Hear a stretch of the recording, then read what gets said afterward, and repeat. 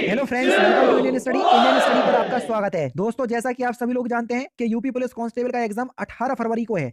तो ऐसे में हम डेली बेसिस पे आपको जीके और हिंदी के प्रैक्टिस सेट प्रोवाइड करवा रहे हैं।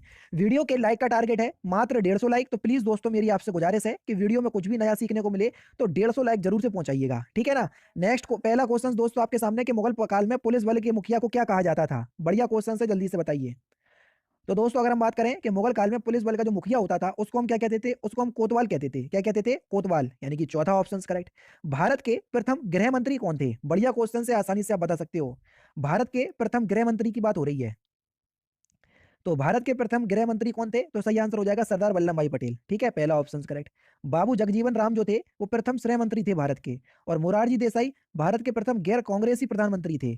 और गोविंद बल्लभ पंत जो थे वो उत्तर प्रदेश के पहले मुख्यमंत्री थे, ठीक है। तो सभी कुछ बता दिया मैंने। रामायण में मांडवी किसकी पत्नी थी? जल्दी से बताइए।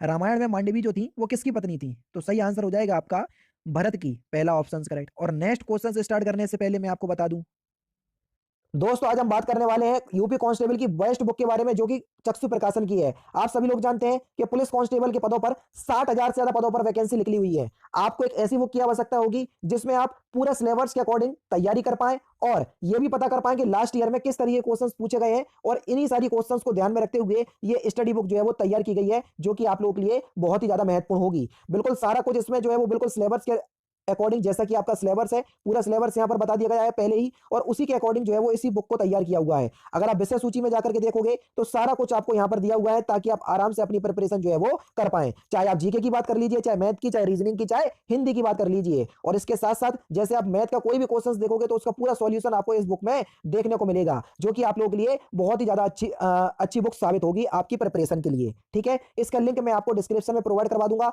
आप वहां से जाकर के खरीद सकते हैं। और आप नजदीकी बुक स्टोर पे जाकर के भी जो है वो इस बुक को परचेस कर सकते हैं, जो कि आप लोगों के लिए बहुत ही अच्छी होगी। और जब आपको लगे कि आपकी स्टडी बुक से तैयारी प्रिपरेशन अच्छे से हो चुकी है, तो आप यूपी पुलिस कांस्टेबल की इनकी प्रैक्टिस सेट की भी बुक आती है, जिसमें 8 सॉल्व पेपर दिए हुए हैं और 10 प्रैक्टिस सेट दिए हैं, जिससे आप अच्छी तैयारी जो है वो और बेहतर तरीके से आप अपनी कर सकते हैं। तो हर तरीके से चक्षु प्रकाशन आपका साथ दे रहा है, तो डिस्क्रिप्शन में लिंक है, आप जरूर से जाकर परचेस कीजिएगा। नेक्स्ट क्वेश्चन दोस्तों आपके सामने कि प्राचीनतम वेद कौन सा है? आसानी से आप लोग बता सकते हो, सिंपल सा क्वेश्चन है। तो प्राचीनतम वेद की अगर हम बात करें तो सबसे पुराना वेद कौन सा है? ऋग्वेद है ना। वेदों की संख्या 4 होती है। और तरला दलाल किस रूप में प्रसिद्ध है? तरला दलाल।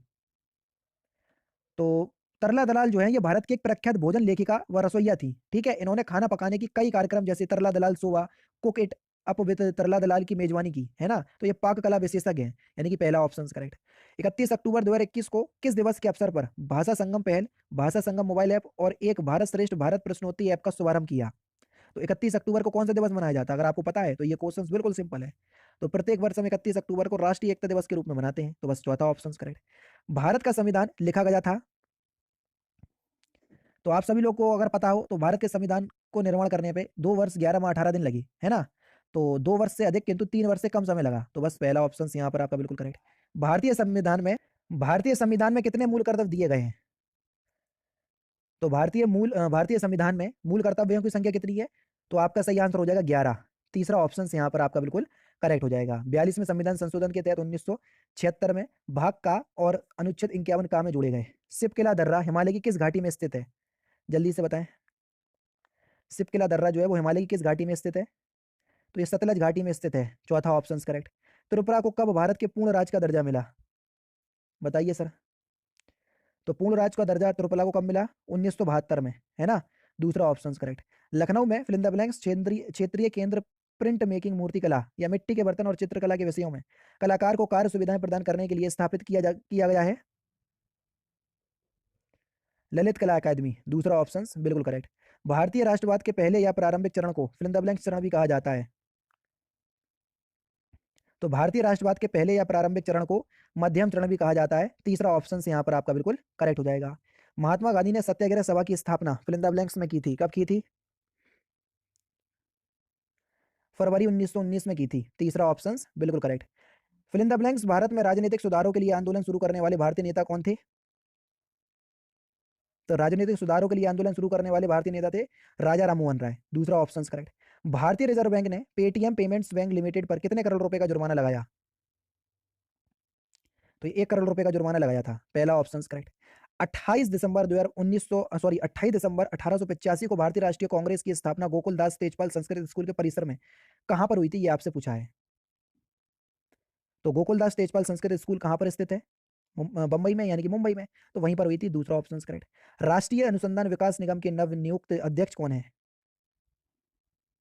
तो कौन है? अमित रस्तोगी, तीसरा option correct. Next question, Vijayanagar राज्य किस नदी के किनारे स्थित था? जल्दी से बताएं। तो किस नदी के किनारे स्थित था विजयनगर राज्य? तो आपका जो सही आंसर हो जाएगा वह हो जाएगा आपका ऑप्शन नंबर सी, तुंगभद्रा।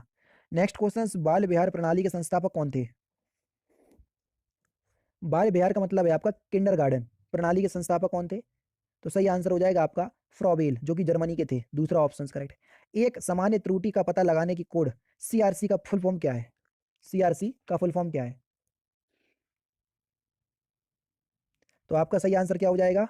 तो सीआरसी का फुल फॉर्म हो जाएगा आपका सीक्लिकल रिडंडेंसी कोड, यानी कि इस क्वेश्चन का चौथा ऑप्शन बिल्कुल करेक्ट।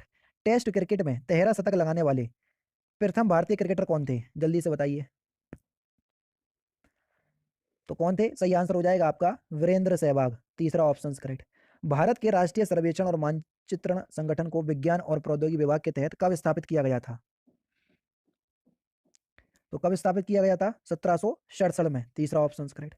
सर्वे मैप 45D7 के अंतर्गत कौन कौन से राज्य हैं?